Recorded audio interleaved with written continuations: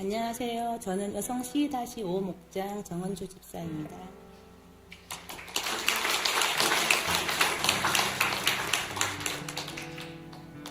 저는 어린 시절부터 교회와는 전혀 상관없는 환경에서 자랐습니다.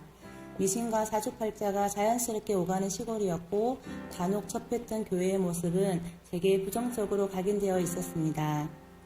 거리에서 예수님 믿으세요 라는 말을 들을 때면 믿음은 각자의 마음인데 마치 강요하는 것 같아 오히려 더 거부감이 생기곤 했습니다. 시댁의 아주버님 부부가 교회를 다니시긴 했지만 역시나 가정 안에서 화목하지 못한 모습을 보며 부정적인 마음은 더욱 커져만 갔습니다. 저는 신혼 시절 어렵게 임신을 하게 되었고 직장을 쉬면서 태교에 전념하고 있었습니다. 직장을 그만두고 집에만 있다 보니 주위에 아는 사람 한 명도 없이 외롭고 무료한 시간을 보내게 되었습니다.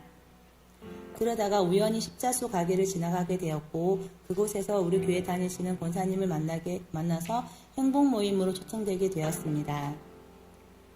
교회에 대해 그렇게 부정적이었던 제가 신기하게 거부감 없이 매주 권사님 집으로 가게 되었고 사람들과 즐거운 시간을 보내고 식사도 하고 왔습니다. 자연스레 우리 예일교회의 영적 가족이 되었고 그렇게 예일교회는 제 인생의 첫 교회가 되었고 저는 예일교회의 한 가족이 되었습니다. 처음에는 성경 말씀이 전혀 이해되지 않았고 무슨 말인지도 알 수 없었습니다.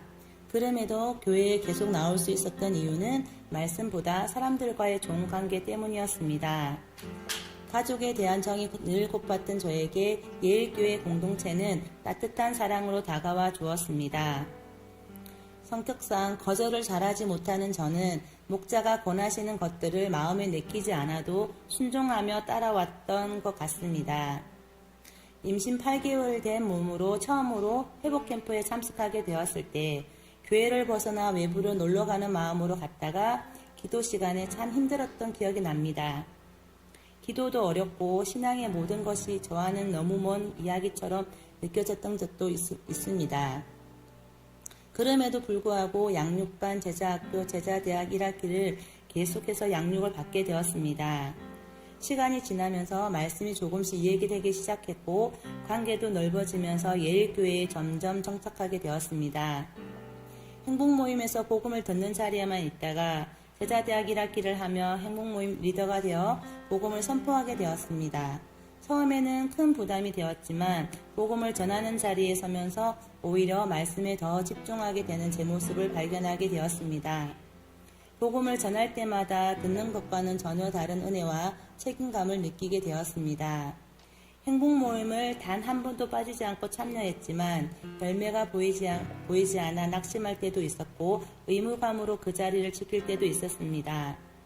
쉽게 변화되지 않는 저를 하나님은 단순, 반복, 지속적으로 듣는 복음을 통해 가랑비에 옷 젖듯 서서히 변화시키고 계셨습니다.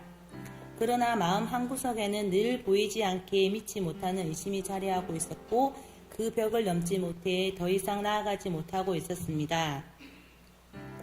그래서 리더가 되라는 목자의 말이 늘 부담스럽게만 들렸고 훈련의 자리를 오랫동안 회피하고 미루어왔습니다.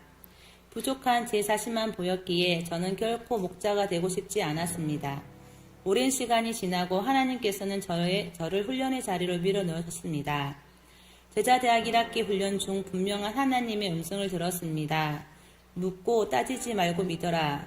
돌이 콩이라고 하나님이 말씀하면 네 맞습니다 라고 하는 것이 믿음이다. 믿음에 대한 강력한 순종을 요구하셨습니다.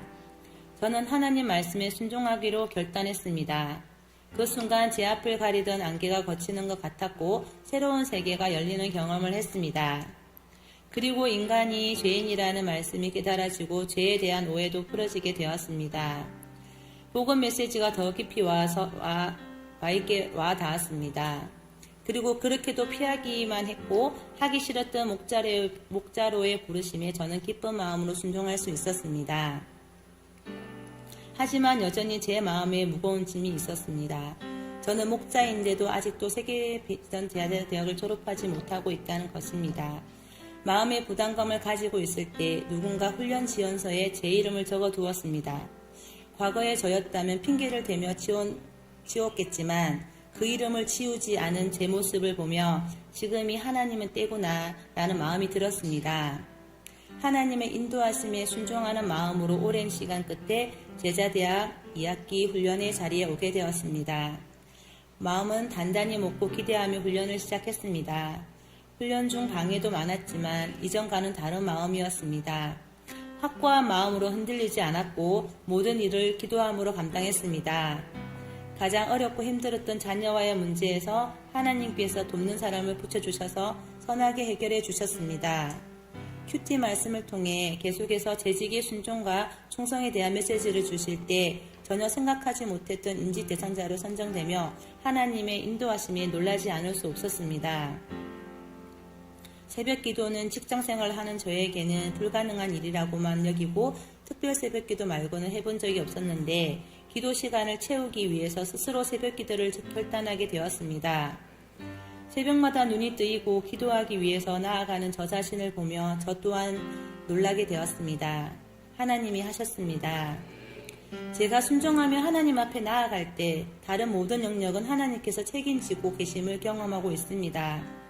책 읽기를 싫어하던 제가 필독서, 인생정복과 제자 삼는 세계비전, 나가든지 보내든지 하라, 나시린의 비밀을 기쁨으로 읽게 하신 것도 하나님이 나를 변화시킨 은혜였습니다. 여전히 부족하고 누군가를 제 어깨 위에 세울 수 있을지 고민이 많지만 졸업은 끝이 아니라 시작이다 라는 선배님들의 고백을 통해 용기를 얻게 되었습니다. 멀게만 느껴졌던 우리 교회의 비전인 1500명의 셀리들을 세우고 150명의 선교사를 파송하는 비전이 역시 목사님의 확신 있는 말씀을 통해 제 마음속에 벅찬 소망으로 자리 잡게 되었습니다. 하나님은 제가 상상조차 하지 못했던 이 자리까지 인도해 오셨습니다. 하나님은 저를 앞으로 또 어떻게 이끌어 가실지 기대하게 됩니다. 제자대학 2학기를 마무리하며 예수님의 충성된 제자로서 생명 다해 제자를 세우고 재생산하는 삶이 저의 사명임을 조금이나마 깨닫게 되었습니다. 돌아보면 제가 한 것은 아무것도 없었습니다. 오히려 제가 하려고 했을 때 늘 어려운 뿐이었습니다. 하나님은 순종하는 자를 만들어 쓰신다. 이 고백이 지금 제 삶의 간증입니다. 훈련 내내 기쁜 마음으로 함께 달려갈 수 있도록 서로 위로하고 격려하며 힘낸 동기들 모두 애썼고 같이 졸업할 수 있어 너무너무 감사합니다. 이 모든 과정을 말씀으로 양육으로 이끌어 주신 스승대신 담임 목사님 감사합니다. 저를 재생산 사역자로 부르시고 재생산 사역자에서 느낄 수 있는 기쁨과 행복을 깨닫게 하신 하나님께 모든 영광을 올려드립니다.